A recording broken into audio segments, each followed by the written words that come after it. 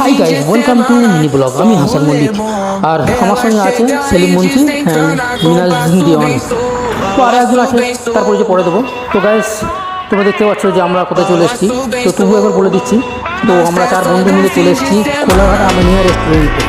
আর এই হচ্ছে দাইয়ান সর্দার। তো আমরা 4 বন্ধু অন্যদিন একসঙ্গে হইনি, তো আজ একসঙ্গে হয়েছি।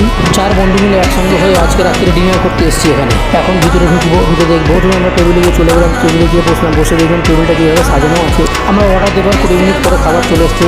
তো আমাদের খাবার ছিল মশলা কুলচা, পরোটা, মাটন চাপ, চিকেন হ্যান্ডেল। যেহেতু আমরা 4 জন আছি, তো 2টো মাটন চাপ নিয়েছি। সেই হচ্ছে মশলা কুলচা, খুব সুন্দর টেস্টি।